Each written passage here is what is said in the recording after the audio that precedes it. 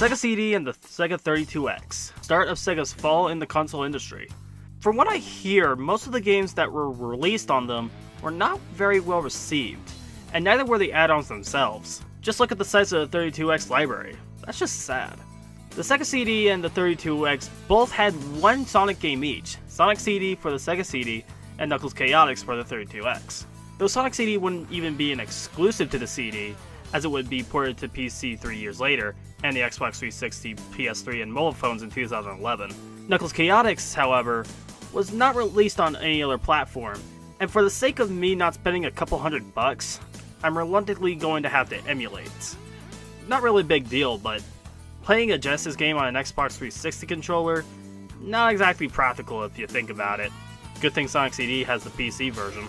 Speaking of, let's start with Sonic the Hedgehog CD, what many consider one of the best Sonic games. It's also the first game to have animated cutscenes, created by Toei no less, which is pretty cool. The story involves a little planet that Robotnik has captured and covered in metal. Sonic boosts over to the planet at supersonic speed to defeat Robotnik and free the little planet from his grasp. Instead of Chaos Emeralds, there are gems called Time Stones to collect. If you get all of them, you get the good ending. But like other games, I didn't really bother. So I just got the screw you bad ending. You probably know why if you followed up at this point, but let's talk gameplay first. Before I move on, I should talk about the two new inclusions to the Sonic universe, Amy Rose and Metal Sonic. Now Metal Sonic is pretty cool, one of the best villains in the Sonic universe, but I'm not going to talk too much about Amy here because, for one, I'm not really a big fan of Amy Rose in general, and two, she doesn't really have a big presence in this game. You only meet her 2 times, one when she gets kidnapped, and once when you save her in Stardust Speedway. That's about it. Amy is just there just to be there. Sonic CD feels like a smoother, faster version of the original Sonic the Hedgehog. You use the control stick to control Sonic, press down for a spin dash, perform it while stationary to perform the supersonic spin dash, and in addition, you have a new maneuver, the Super Peel Out, which works like the spin dash, but instead of holding up, you'll charge and go a lot faster than a normal spin dash, but you are completely vulnerable to enemy attack. Another new gimmick for Sonic CD is time traveling. These past and future posts will take you to the respective timeline by going at top speed for a specific amount of time, but it's kinda wonky considering the level design usually doesn't complement this mechanic. But going back and forward in time is pretty neat, with different set pieces and remixed music of the stage. That's cool, but it's not necessary. Well, for me anyway. There are these castles to destroy if you go into the past, but really it doesn't affect me in any way, so I just ignore them. You have rings and item boxes just like the original game, but the speed up shoes have a nice little jingle and the 1-up just makes Sonic go, yeah. Not exactly worthwhile like it was in the other game. Wait, Sonic spoke? Holy shit! Sonic, no! Tails, don't. I know you don't have a lot to live for, but you know better, right, buddy? Right? You do? Wow, you're so useless you don't commit suicide like your own hero. Speaking of, Tails is also playable in the PC version of the game when you beat the main game with Sonic. He has the ability to fly with the loss of the Super Peel Outs. I call him the I don't give a shit mode. I guess all I need to talk about now is special stages, and I take back everything I said about Sonic 2 and 3. At least with those stages I can gather the emeralds with some kind of patience, but holy shit, these special stages are the worst. You have to take out all the UFOs and grab the time stone. However, the damn things really like to go above the water, which you will lose time if you go over. Like, extremely quickly. And getting to all the UFOs with this slippery movement is damn near impossible. This is the worst special stage I've ever played so far, and why I let the game give me a bad ending. I just can't be bothered. Plus, getting the special stage is a chore even of itself. The stages are way too short, which make getting rings pretty obnoxious, and enemies up the wazoo taking all of your life savings doesn't help the case either. And when I say the stages are short, I averaged at around 1 to 1.5 minutes, with only 2 stages being a bit longer, but only because Metallic Madness is cryptic as hell. Oh yeah, almost forgot the bosses. They're not very good. Takes 4 hits and most of them are down and out. Especially Tails, fly behind and boop, boop, boop, and dead. The only bosses I found interesting were the boss with Metal Sonic and Stardust Speedway, and the boss in Quartz Quadrant with you having to grind the floor of Robotnik Station. That's very creative. but the others are just a bore, and a couple of them being holy shit, why did they do this? And even the final boss is meh. Just, what is this even trying to accomplish? No, I will not try again, thank you. But I will say, the game really does look great. Like I said before, going through the time makes the scenery and music change and makes everything just pop up. And while Sonic and Tails are ripped out of Sonic 1 and 2 respectively, Sonic's animation has been updated, like twirling while launching from spring, the peel-out maneuver, and holy shit! Look at him, he's tiny! Oh my gosh, suspension and peel-out are so adorable! Ugh, so help me spring, my tiny little body will decimate everything in its path. The music is also pretty good. Palm Tree Panic is pretty catchy, the boss music is pretty solid, and Stardust Speedway is just awesome. Actually, nothing else really stands out. Sonic CD has a pretty generic soundtrack otherwise. A lot of stages kind of sound the same, and others just sound like other stages, like Collision Chaos sounding a lot like other circuits levels, or Tidal Tempest sounding like Aquatic Ruins sinking. And is Stephen Hawking doing the voice in Wacky Workbench, or is it just me? Despite it not sounding out, it's still a great soundtrack, though that's all I can really say. And that's really it for Sonic CD, as we head over to the next game, Knuckles Chaotix, a game that's essentially $200 if you don't own one of the 732X hidden around the world.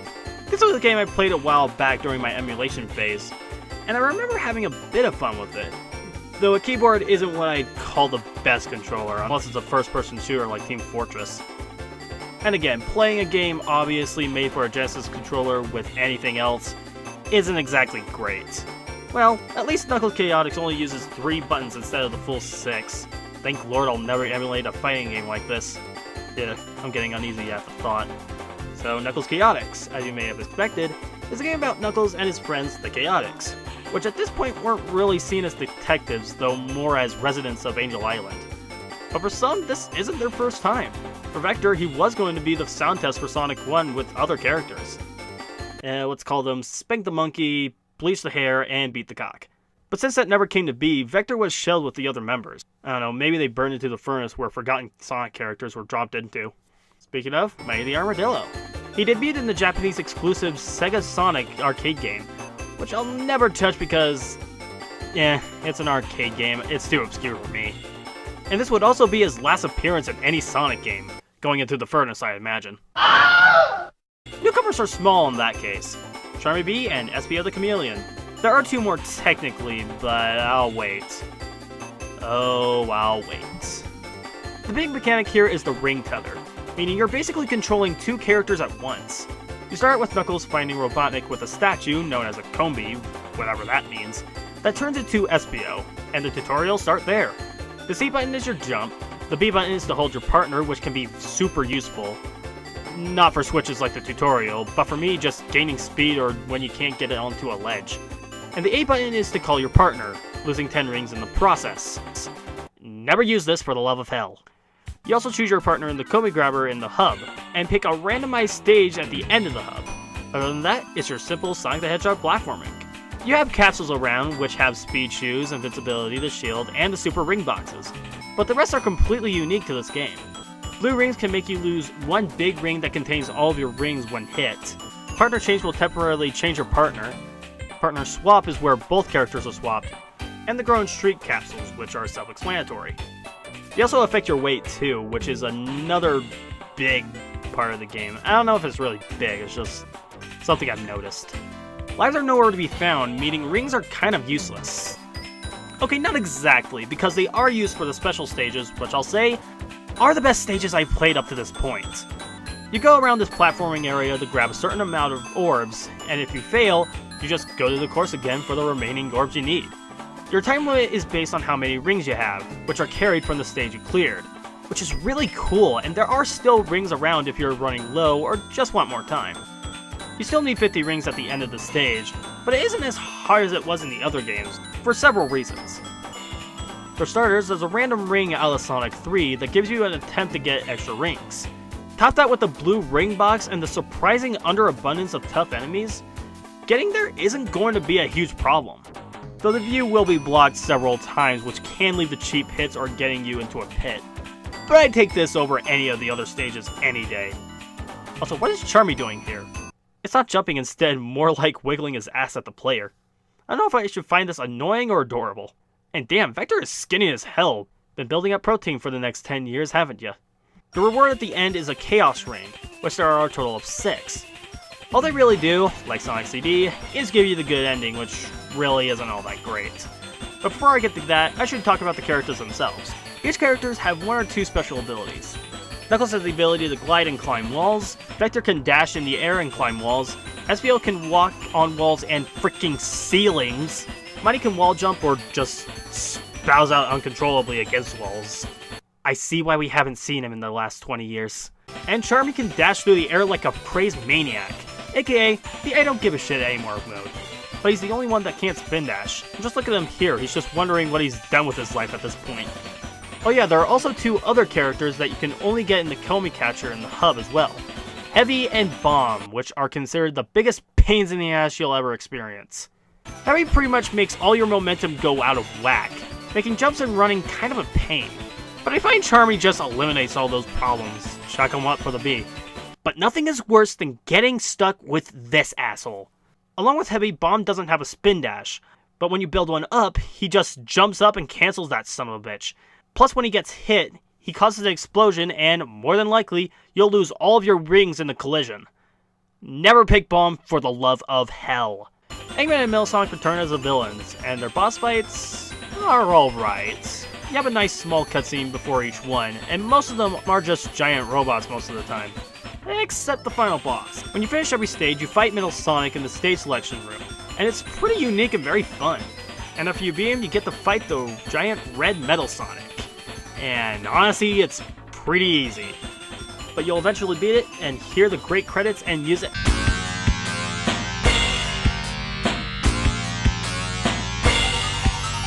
Holy shit. Maybe this was Crisis City from Generations. We can now say 2006 is erased from canon. Okay, jokes about the hellish setting aside. Presentation-wise, yeah, it's not as ambitious as Sonic CD, but the game is still pretty gorgeous. It really helps that the extra 16 bits for the 32X make the game pop. Like your partner going towards the screen or the special stages with incredible depth perception. Mostly. And damn, the music is just phenomenal. I love Batonic Bass and Amazing Arena, but holy shit is Marina Madness just beautiful. And the World Legends has its charm as well. And SBO agrees. Hit it, buddy.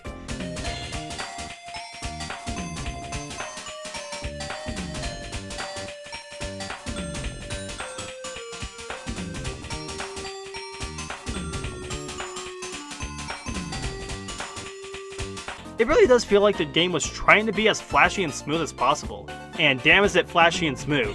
Again, with the added technology on the 32X, it was certainly ahead of the crowd, before Sony would make their 32-bit console the year after, and Nintendo 64 obviously beating both in the competition with the 64 bits 2 years later.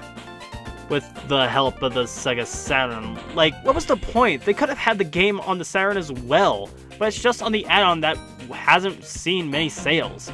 And really, I like Knuckles Chaotix, and I really wish they ported it to the Saturn like a good chunk of other 32X and CD games. But at least emulation exists to keep the games preserved, but Genesis games on anything other than a Genesis controller, it's just not natural. But seriously, one of these days, games like Knuckles Chaotix need, and I repeat, need, to be re-released on newer consoles and services like the eShop or Steam. I hear great things about the Japanese-only Shadowrun and Popful Mail, and honestly, Knuckles Chaotix is the only game I can think of that should be released from the 32X. But maybe there are other games that deserve a similar treatment. I know at this point I'm just rambling about the 32X and CD doing pretty poorly and should have their exclusives be on other systems. Sonic CD had the right idea, why not everything else? Maybe one day Sega will announce an entire collection of games from said add-ons, and we'll have their fun in the sun on PC and other consoles. A mega collection of Sega CD and 32X games. That'd be some shit. But hey, it's not out of the question. Remakes and re-releases have been a big thing as of late, so I wouldn't rule out the possibility, as far-fetched as it may be. But Sonic CD and Knuckles Chaotix, I'd give both games a fair shot. I'm sure most Sonic fans have experienced the former at one point because of the inclusion on Steam and mobile devices, but don't let this one slip out of your mind. The only way to play it is through the use of emulation for the time being, unless you really hate your wallet, but I believe it's worth the time, if not for a few minutes of your day. And with that, I'm done with Sonic for now. At least until Mania comes out. And now, I don't know what I'm going to be doing next time, but sometime in May, I'm certainly doing a few games to celebrate a certain collection coming out at the end of June. Whatever happens, I hope you look forward to that. And of course, I'll play with you guys then. See ya.